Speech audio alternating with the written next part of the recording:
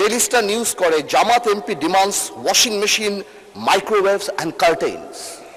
এটা আমাকে অনেক লজ্জা দেয় এবং আমি মনে করি এই পার্লামেন্টকে অনেক লজ্জা দেয় যে একটা মেম্বার অফ পার্লামেন্ট এখানে দাঁড়িয়ে যেখানে জনগণের কথা বলবে, যেখানে বিভিন্ন জনগণের দাবির কথা বলবে, সেখানে একজন মেম্বার অফ পার্লামেন্ট দাঁড়িয়ে উনি ওয়াশিং মেশিন পেল না, মাইক্রোওয়েভ পেল না, কার্টেন পেল, সেই ব্যাপারে দাঁড়িয়ে কথা বলবে। সুতরাং এটা নিয়ে, এই বিষয়টা নিয়ে আর বিতর্ক না হোক, এটা আমি চাই। মাননীয় নেতা, এরপরে আর বাড়াবাড়ি তো দরকার নেই। বিরোধী দলের নেতা, আপনি তো এই সম্পর্কেই বলবেন। তো ওনার কাছে চাইছে নাকি কেউ যে উনি দিবেন? আমার মনে হয় যে আমাদের মানসিকতাগুলো এমন হওয়া উচিত যেটা এখানে দাঁড়িয়ে অন্তত কেউ কারো সম্মানে আমরা আঘাত করব না। মাননীয় স্পিকার, আমরা অনেক কষ্টের পরে এই পার্লামেন্ট আমরা পেয়েছি এবং আমি আমার প্রথম স্পিচেও বলেছিলাম যে the best part of the parliament এই যে এখানে স্বৈরাচারের কোনো দোসর বা ফ্যাসিস্টের কেউ নেই। মাননীয় স্পিকার, গত পার্লামেন্ট শুধু পার্লামেন্টের গণতন্ত্রের হত্যা করেন, এই পার্লামেন্টের স্ট্যান্ডার্ডকে সাংঘাতিকভাবে নষ্ট করেছে। আমরা দেখেছি মাননীয় স্পিকার, এখানে মমতাজ থেকে আরম্ভ করে এখানে গান হয়েছে, এখানে অন্য কিছু হয়েছে। আমার কাছে মনে হচ্ছে যে ডাইরেক্টলি ওদিকে না গেলেও কিছু কিছু জায়গায় কিন্তু আমরা ওদিকে চলে যাচ্ছি। আমরা কিন্তু মেম্বার অফ পার্লামেন্ট ছাড়াও we are the ambassadors of the parliament. আমরা যখন বাইরে কোথাও যাই আমরা এই পার্লামেন্টকে রিপ্রেজেন্ট করি। মাননীয় স্পিকার, কালকে পরশুদিন পার্লামেন্ট থেকে যাওয়ার পরে আমি অনেক টেলিফোন পাই এবং সেখানে আমি ডিফেন্ড করার চেষ্টা করি এবং ডেইলি স্টার নিউজ করে Jamaat MP demands washing machine microwaves and curtains.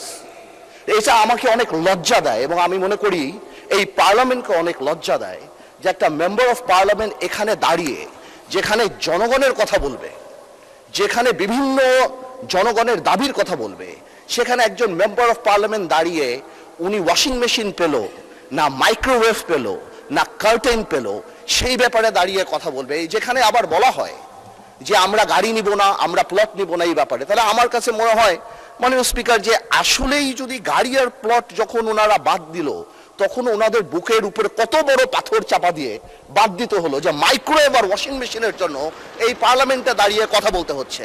মাননীয় স্পিকার, আমার মনে হচ্ছে যে এই স্ট্যান্ডার্ড আর স্ট্যাচার আমাদেরকে মেনটেন করা উচিত এবং আমি বলবো আমাদের মাননীয় যারা আছেন ওনাদেরকে, স্পেশালি আমাদের বিরোধী দল, এবং এটা কালকে হয়তো আমাদেরকেও বলতে পারে, আমি জেনারেলি এটা বলছি যে উই মাস্ট, আমি শেষ করছি এতটুকু যে আমি খুব সিরিয়াসলি বলছি। তারপরে যদি আমার ভাই যেহেতু কমেন্ট করেছেন উনি চান আমি ওনাকে এম্বারাস না করে আগামীতে যদি ওনার পর্দার মাইক্রোওয়েভ লাগে আমি আমার তরফ থেকে ওনাকে একটা মাইক্রোওয়েভ দিতে চাই এবং আমি প্রধানমন্ত্রীকে রিকোয়েস্ট করতে চাই যদি ওয়াশিং মেশিনটা উনি দেয় এবং হোম মিনিস্টার থাকলে আমি বলতাম যে উনি পর্দাটা যদি কিনে দিয়ে ওনার সংসারটা আমরা গোছায় দিতে পারতাম, তারপরে যদি আমার পার্লামেন্টকে উনি এম্বারাস না করতো।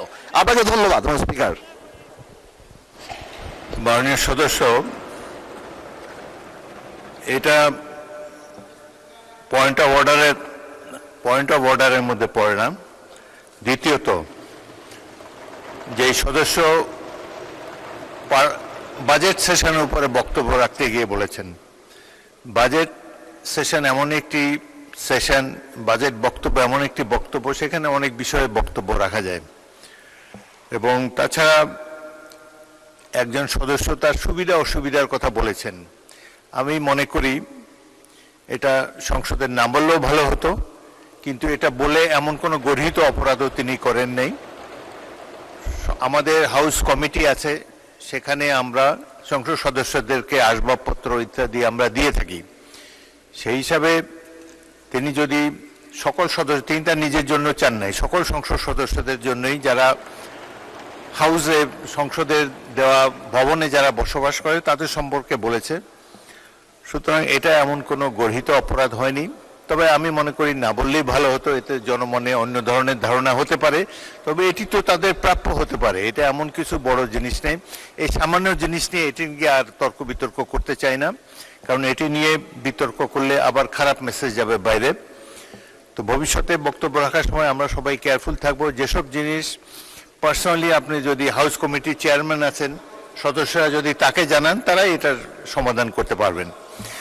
মাননীয় বিরোধী দলের নেতা, এটা নিয়ে কোনো বিতর্ক হোক এটা আমি চাই না। আপনি অন্য কোনো বিষয় বললে বলেন, এটা সম্পর্কে আর শুনতে চাই না। এটা কথা আরেকটি কথা আমি বলি আপনাদের কথা, আর যেভাবে আপনি একজন সদস্যকে অফার করেছেন তাকে দেবেন, এটাও তার জন্য একটি ডিসরেসপেক্টফুল মনে হতে পারে। উনি নিজের জন্য চান নাই, সকল সংসদ সদস্য যারা বসবাস করে সংসদের সরকারি বাড়িতে তাদের জন্য বলেছেন।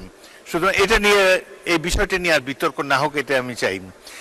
মাননীয় নেতা, এরপরে আর বাড়াবাড়ি তো কোনো দরকার নেই। বিরোধী দলের নেতা, আপনি তো এই সম্পর্কেই বলবেন তো?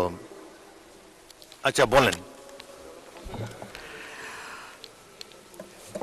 মাননীয় সদস্য পয়েন্ট অফ অর্ডারে দাঁড়িয়ে যে কথাগুলো বলেছেন, আপনি তো প্রথমেই নাকচ করেছেন যে এটা পয়েন্ট অফ অর্ডারের বিষয় না।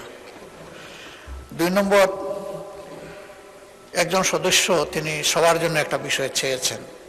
আপনি রাইটলি বলেছেন যে এটা হাউসে না বলে এটার জন্য কমিটি আছে, ওখানে বললেই হতো।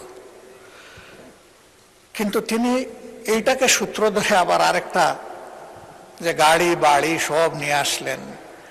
উনি তো, আমি মনে করি, একজন বিজ্ঞ পার্লামেন্টারিয়ান। আবার নিজের থেকে অফারও দিয়ে দিলেন যে আমি সব দিয়ে দেব। ওনার কাছে চাইছে নাকি কেউ যে উনি দিবেন? আমার মনে হয় যে আমাদের মানসিকতাগুলো এমন হওয়া উচিত যেটা এখানে দাঁড়িয়ে অন্তত কেউ কারো সম্মানে আমরা আঘাত করব না। আমরা আশা করব যে আমি সহ আমরা সকলে আগামীতে এগুলোর প্রতি আরো যত্নশীল হব। ধন্যবাদ মাননীয় স্পিকার। ধন্যবাদ বিরোধী দলের নেতা। তবে আন্দালিব রহমান মাননীয় সদস্যের বক্তব্যে আমি যেটা বুঝতে পেরেছি, তিনি কোনো তাকে আন্ডারমাইন করার জন্য বলেন নাই, সাহায্য করার জন্য বলেছেন।